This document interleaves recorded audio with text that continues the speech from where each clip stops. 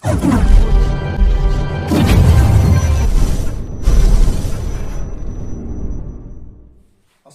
warahmatullahi wabarakatuh, dear students. Welcome back to my YouTube channel Bismillah Tutorials. Today we will learn about lines and angles. आज हम lines और angles के बारे में जानेंगे। Lines और एंगल्स के बारे में जानने के लिए सबसे पहले हमें पता होनी चाहिए लाइन बनती कैसी है। तो लाइन बनती कैसे है? लाइन बनती है पॉइंट से। पॉइंट क्या होता है? पॉइंट एक ऐसा फिगर होता है, देखिए ये डॉट, इसको हम कहते हैं पॉइंट। यहां पर भी मैं एक डॉट दे दूंगा, इसको क्या कहेंगे? पॉइंट। यानी कोई भी जगह लोकेट करने के लिए एक पॉइंट डाला जाता है, एक फिगर डाला जिसको हम पॉइंट कहते हैं। ये होता क्या है? ना इसकी लेंथ होती है, ना इसकी विड्थ होती है यानी ब्रेड्थ होती है, ना इसकी हाइट होती है। इसे ही हम क्या कहते हैं? पॉइंट। तो पॉइंट से हमें क्या बनता है? पॉइंट से ही हमारी लाइन बनती है। पॉइंट से कैसे लाइन बनती है? जब इनफाइनाइट पॉइंट्स आपस में मिलकर 1 2 3 4 5 6 7 8 कंटिन्यूअसली इनफाइनाइट पॉइंट्स मिलेंगे, तब जाकर हमें क्या होती है? हमारे पास एक लाइन बनती है। इसे हम क्या कहते हैं? लाइन। ये मैंने यहाँ पर एक लाइन बनाई है। अगर यही पॉइंट एक स्ट्रेट लाइन बनाती होंगी, यहाँ पर एक पॉइंट, यहाँ पर दूसरा पॉइंट, यहाँ पर तीसरा पॉइंट, तो उन पॉइंट्स को हम क्या कहते हैं? उनको हम कहते हैं कोलिनियर पॉइंट, यानी ऐसे पॉइंट जो क्या स्ट्रेट लाइन बनाती होगी। अगर ऐसे पॉइंट होंगे, ये जब इनमें से हम लाइन ड्रॉ करेंगे तो ये स्ट्रेट नहीं बनेगी, ये इधर उधर बनेगी, यहां से एक और पॉइंट, तो इनको क्या बोलेंगे? इनको हम बोलेंगे नॉन कोलिनियर पॉइंट। ये तो था हमारा पॉइंट के बारे में। इसके बाद हम आते हैं लाइन पर। लाइन बनता है पॉइंट से, तो ये है लाइन, ये हमारी क्या है? Straight line. लाइन होती क्या है? लाइन होती है ये कंटिन्यूअसली जब हम पॉइंट्स मिलाते जाते हैं, तो ये क्या होती है? इसकी इनफाइनाइट लेंथ होती है, जिसको हम कहीं से भी, चाहे राइट साइड से इसको खींचे, चाहे लेफ्ट साइड से खींचे, इसकी इंडेफिनिट लेंथ होती है। इसकी कोई लेंथ मुकर्रर नहीं है। इसको क्या कहते हैं? लाइन। इसको हम कैसे डिनोट करते हैं? इसको हम एरो से दिखाते हैं। यहां से एक एरो बनाते हैं, यहां से दूसरा एरो बनाते हैं। इसका मतलब ये है कि ये आगे हमारे पास स्पेस नहीं है। इस एरो का मतलब ये आगे, बहुत आगे जा रही है। यहां से इसका मतलब क्या है? ये यहां से भी बहुत आगे जा रही है। ये हमारे पास क्या है? ये हमारे पास स्ट्रेट लाइन है। अगर ये लाइन इस तरह हो, लेटी हुई हो, तो इसको हम बोलते हैं हॉरिजॉन्टल लाइन। क्या बोलते हैं? Horizontal line. लेकिन अगर यही लाइन ऐसे हो, वर्टिकल हो, खड़ी हो, तो इसको क्या बोलते हैं? इसको हम बोलते हैं वर्टिकल लाइन। इसको क्या बोला जाता है? इसको हम कहते हैं वर्टिकल लाइन। लेकिन जब हमें ज्योमेट्री में कुछ भी पढ़ना होता है, तब हम क्या करते हैं? हम वहां पर लाइन ड्रॉ कॉपी पर नहीं कर सकते। मैंने पहले ही बोला, क्योंकि कॉपी की स्पेस बहुत कम होती है, उसका एरिया बहुत कम होता है, तो वहां पर यह नामुमकिन है कि एक इंसान पूरी लाइन खींचे। इसलिए वो क्या करते हैं? हम उस टाइम क्या एरो का इस्तेमाल करते हैं, और वहां पर हम क्या करते हैं? हम लाइन सेगमेंट का इस्तेमाल करते हैं। लाइन सेगमेंट क्या होती है? लाइन सेगमेंट भी लाइन ही होती है, लाइन में लेकिन कोई एंड पॉइंट नहीं होता। लाइन सेगमेंट स्टार्ट भी किसी पॉइंट से होती है, एंड भी किसी पॉइंट से होती है। मैंने बनाई है लाइन सेगमेंट। देखिए, अगर मैं ये लाइन एक ड्रॉ करूं, इसको यहां से भी एक पॉइंट दे दूं, इसको यहां से भी एक पॉइंट दे दूं, इसको हम बोलेंगे ए बी, रखेंगे नाम। ये है हमारी ए बी लाइन सेगमेंट। अगर हमें इसको दिखाना होगा, हम लिखेंगे ए बी, ऊपर ऐसे लकीर मारेंगे, जब यहां से भी पॉइंट, यहां से भी पॉइंट, तो ये होगा लाइन सेगमेंट ए बी। अगर हमें बोलनी होगी लाइन ए बी, इसको हम रखेंगे ए, इसको नाम रखेंगे बी। वैसे तो इनके नाम रखेंगे नहीं, इसको सीधे लिखेंगे लाइन ए बी, या सीधे लाइन का नाम क्या रखेंगे? Line L. ये हमारी लाइन एल है, जो यहां से भी खींची जा रही है, यहां से भी खींची जा रही है। ये था हमारा लाइन। ये क्या है हमारे पास? Line segment. इसके बाद क्या हमारा आता है? इसके बाद हमारा आता है रे। रे होता क्या है? रे एक ऐसी लाइन है जिसमें एक साइड से हम बहुत ज्यादा खींच सकते हैं, जिसका टोटल एक एंड पॉइंट हो। यानी यहां से हमने लाइन को स्टार्ट किया, ये पॉइंट है एंड पॉइंट। यहां से जब स्टार्ट किया, आगे जाकर यहां कहीं पर भी पहुंचती है, इसको हम क्या बोलते हैं? इसको हम बोलते हैं रे। चाहे जिस तरह हम फिजिक्स में पढ़ते हैं, वहां पर हम क्या बोलते हैं? Ray of light. यानी वो किसी एक पॉइंट से निकलती है। अगर टॉरस से निकलेगी तो वो उसका ओरिजिन है, आगे जाकर वो कहीं पर भी जा सकती है। इसको बोलते हैं रे ऑफ रे। तो इसको क्या बोलते हैं? रे इसलिए इसको बोलते हैं क्योंकि इसका टोटल एक वन एंड पॉइंट होता है। और इसको हम कैसे डिनोट करते हैं? अगर हम इसको भी लिखेंगे ए, इसको रखेंगे नाम बी, तो क्या है? हम बोलेंगे ए बी, लेकिन डिनोट कैसे करेंगे? ऊपर यहां से एक डॉट, यहां से एक एरो, इसको हम बोलते हैं रे ए बी। चलिए, इसके बाद हम बात करते हैं पैरेलल लाइंस पर। पैरेलल लाइंस होती क्या है? देखिए, अगर हम दो लाइंस ड्रॉ करें, ये एक लाइन है, दूसरी लाइन ये है, इस लाइन के नीचे दूसरी लाइन, जब हम इसको एक ही साइड से, एक ही डायरेक्शन में ले, यहां से खींचे, यहां से भी खींचे, अगर ये दो लाइन आपस में कहीं पर भी मीट ना हो जाए, यानी हर एक पॉइंट पर इस लाइन और इस लाइन के बीच में हर एक पॉइंट पर सेम डिस्टेंस रहे, तो इनको हम क्या कहेंगे? इनको कहेंगे हम पैरेलल लाइंस। यानी जो लाइन आपस में इंटरसेक्ट नहीं होती है, मीट नहीं होती है। अगर यही दो लाइन्स आपस में किसी एक पॉइंट पर मीट हो, यानी ये एक लाइन है, इसको मैंने हॉरिजॉन्टली खींचा, दूसरी को मैंने ऐसे वर्टिकली खींचा, तो अब ये दो लाइन्स आपस में इस पॉइंट पर मीट हो रही है। इस पॉइंट पर जब ये मीट हो रही है तो इन दो लाइन्स को हम क्या बोलेंगे? इन दो लाइन्स को हम बोलते हैं इंटरसेक्टिंग लाइन्स। अब तो आपने समझा होगा कि इंटरसेक्टिंग लाइन्स क्या होती है, यानी जो दो लाइनें आपस में किसी एक पॉइंट पर इंटरसेक्ट हो जाए, उनको हम बोलते हैं, मीट करें, उनको हम बोलते हैं इंटरसेक्टिंग लाइन। उसी इंटरसेक्टिंग लाइन से हमारा एक कंसेप्ट यहां पर निकलता है, जिसको हम क्या बोलते हैं? एंगल। देखिए, जब हमने यहां पर एक लाइन यहां से ड्रॉ की, एक लाइन यहां से ड्रॉ की, अब ये इस एक पॉइंट पर मीट हो गई। देखिए, अब जब ये एक पॉइंट पर मीट हो गई, अब हम यहां से इसको काटते हैं, यहां से भी काटते हैं। दो लाइन्स जब आपस में किसी एक पॉइंट पर, इस पॉइंट को हम क्या कहते हैं? वर्टेक्स। क्या कहते हैं? वर्टेक्स। एक पॉइंट पर किसी जगह मीट हो तो यहां से एक स्पेस रहती है, कर्व एक बनती है, जो स्पेस है वो एक कर्व बनती है, उसको हम डिनोट करते हैं थीटा से, और उसी को हम क्या बोलते हैं? उसको हम बोलते हैं एंगल। एंगल में क्या होता है? एंगल में हमें याद रखना है, अब मैं एंगल्स आपको पढ़ा रहा हूं। एंगल में हमें क्या रखना है यार? एंगल में एंगल तब बनता है जब दो आर्म्स आपस में मीट करे, यानी ये एक आर्म है, ये दूसरी आर्म है, ये एक आर्म, ये दूसरी आर्म, इसको मैं लिखूंगा, ये एक आर्म, ये हमारे पास क्या है? दूसरी आर्म। एक आर्म और दूसरी आर्म आपस में किसी एक पॉइंट पर, किसी एक पॉइंट पर, उस पॉइंट को हम क्या बोलते हैं? वर्टेक्स। मीट करे, तब जाकर यहां से जो कर्व बनती है, उस कर्व को हम क्या बोलते हैं? उसी कर्व को हम बोलते हैं एंगल। एंगल होता क्या है असल में? एंगल को हम मेजर करते हैं डिग्रीज में। क्या करते हैं? डिग्रीज में, इसको हम बोलते हैं डिग्री। ये होता क्या है असल में? देखिए, ये डिग्री जो हम डिनोट करते हैं ना, ये सर्कल से हम डिनोट करते हैं। ये हमारा सर्कल है, मैं बड़ा करके दिखाऊंगा। देखिए एंगल क्या होता है। जब इस लाइन और इस लाइन, मैं यहां से एक दो लाइन्स खींचूंगा, ये एक लाइन है, ये क्या है? ये हमारी दूसरी लाइन है। देखिए, पहले यहां से देखिए, ये और ये लाइन, इसको रखेंगे हम नाम ए, इसको रखेंगे नाम ओ, इसको रखेंगे नाम बी। ए ओ और बी टोटल था ये होल सर्कल। इस ए ओ बी की वजह से यहां से इतनी कर्व बन गई ना, ये टोटल सर्कल का ही हिस्सा था असल में, इसलिए हम डिग्री दिखाते हैं। ये कितनी कर्व बन गई? ये बनेगा ए ओ बी एंगल। अब इसी तरह यहां से एंगल भी बन गया, ए ओ यहां से रखेंगे नाम सी, तो इतना सा यहां पर ये कर्व इतनी बन गई। ये क्या बन गया? ये हमारा बन गया एंगल ए ओ सी। इसको हम डिनोट दिखाते हैं ऐसे, एंगल ए ओ सी।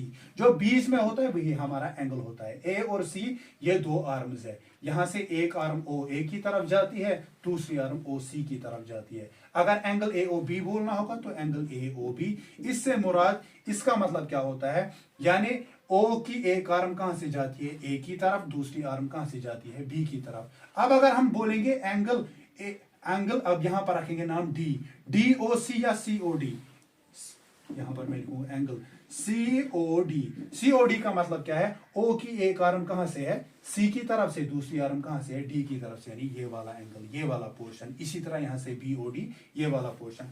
इस सब को क्या हम बोलते हैं? इनको हम बोलते हैं एंगल। और इसलिए हम इसको किससे मेजर करते हैं? इस छोटे सर्कल से, उसी को हम क्या कहते हैं? डिग्री।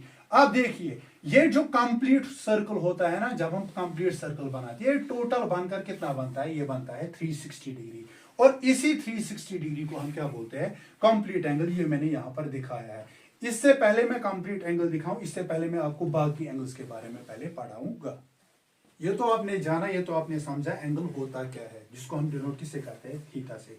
चलिए अब हम सीखते हैं टाइप्स ऑफ एंगल, यानी एंगल के कितने टाइप्स है। सबसे पहले आता है इसमें एक्यूट एंगल। ये मैंने यहां पर दिखाया है छोटा सा यहां पर, अब मैं यहां पर ये बनाऊंगा। देखिए, ये हमारा एक्यूट एंगल है, इसको हम थीटा से डिनोट करेंगे। थीटा है यानी मेजरमेंट, एंगल का मेजर कितना होगा।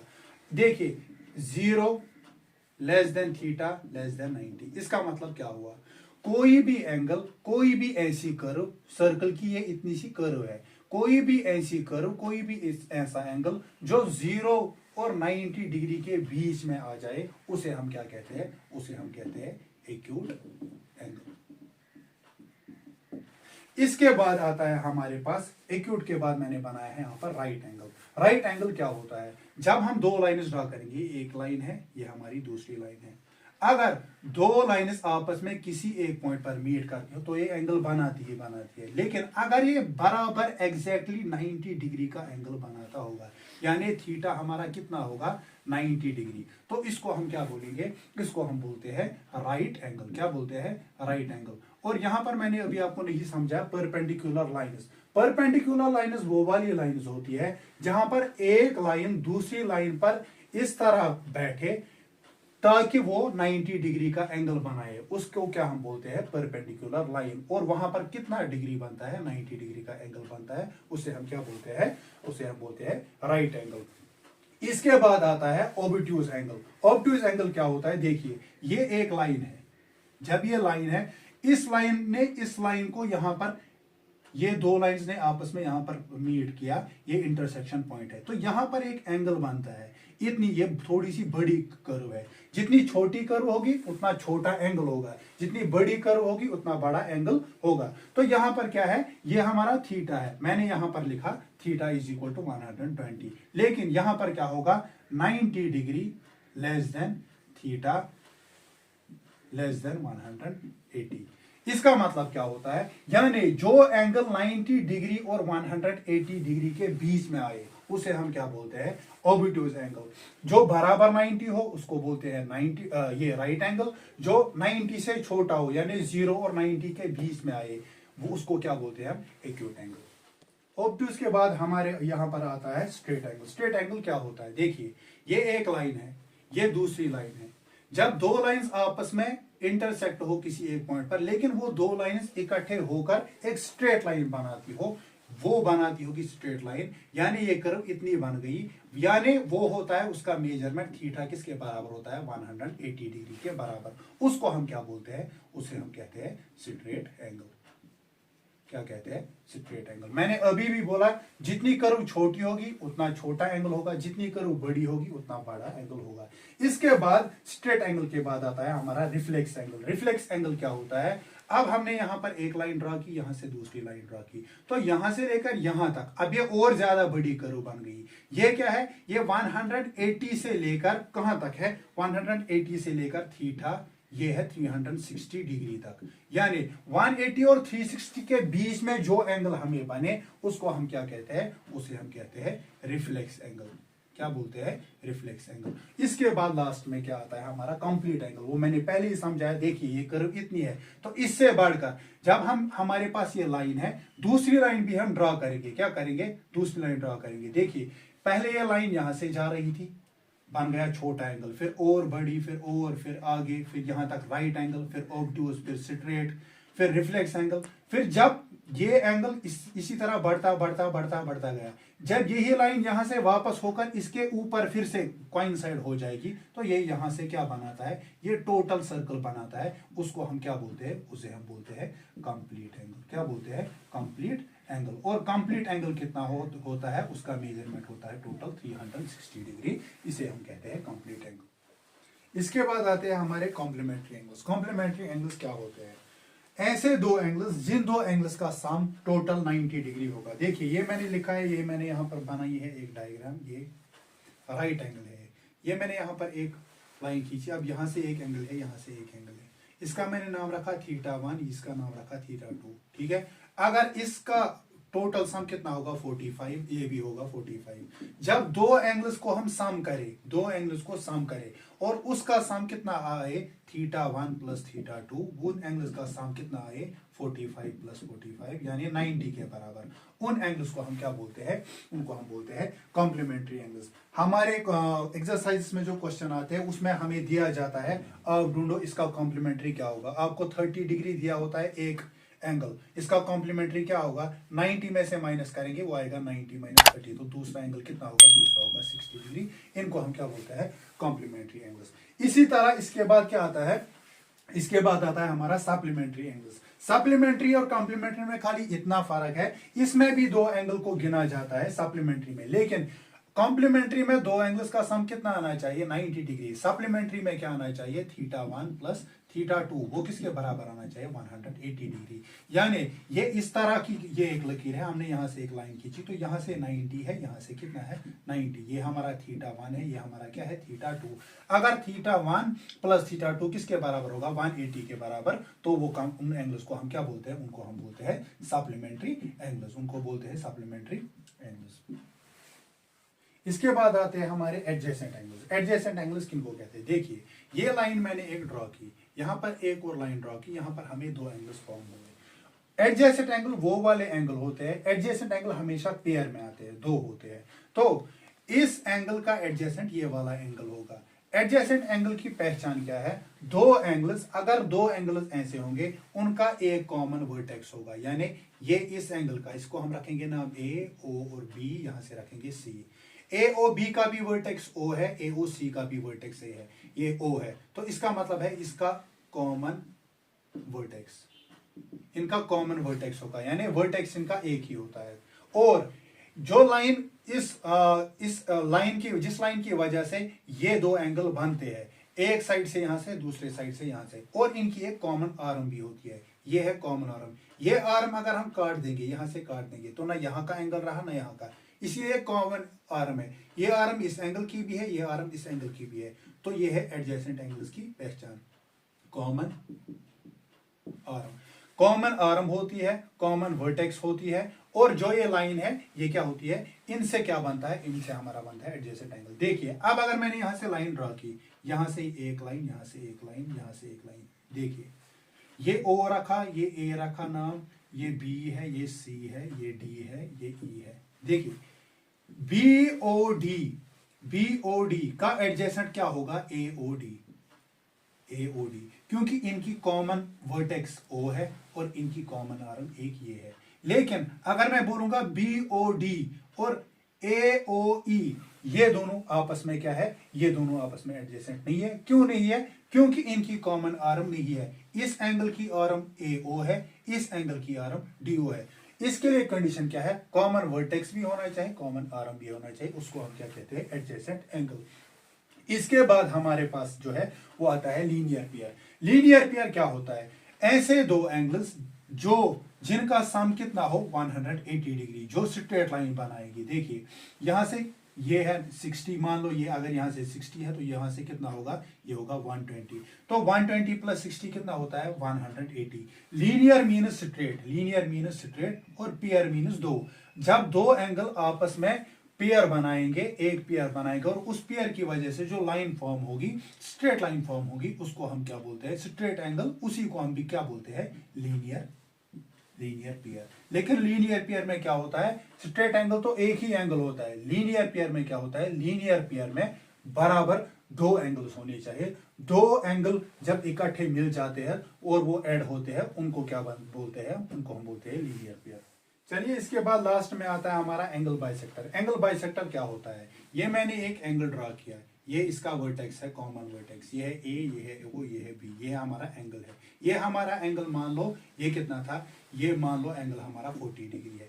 अब अगर मैंने यहां से एक लाइन ड्रॉ की इस एंगल के बीच में से, क्या ये लाइन यहां से ड्रॉ की इस लाइन के इस एंगल के बीच में से, अगर इस लाइन की वजह से इस 40 डिग्री एंगल के इक्वल दो पार्ट हो, इस एंगल के इक्वल दो हिस्से हो, तो यहां से ऊपर कितना रहेगा, अभी ऐसे बनेगा, ये बनेगा ऊपर से 20 डिग्री, जहां से भी क्या बनेगा 20 डिग्री। यानी कोई ऐसी लाइन जिस लाइन के ड्रॉ करने से एक एंगल के बिल्कुल इक्वल पार्ट होते हैं, इक्वल मेजर बनता है, उसको हम क्या बोलते हैं, बराबर दो हिस्सों में उस एंगल को काटता है, उसको हम बोलते हैं एंगल बाइसेक्टर। इसका मतलब अगर ए ओ बी है, यहां पर सी है, C O is the angle bisector of A O B, इसे ही हम क्या कहते हैं एंगल बाइसेक्टर। इसके बाद लास्ट में आता है ट्रांसवर्सल लाइन्स। ट्रांसवर्सल लाइन्स क्या होती है, देखिए ट्रांसवर्सल लाइन, दो पैरेलल लाइंस के ड्रॉ में अगर हम एक लाइन इस तरह से ड्रॉ करेंगे, उस लाइन को हम क्या बोलते हैं ट्रांसवर्सल लाइन। इस पर हम अगली वीडियो इंशाल्लाह जल्दी बनाएंगे।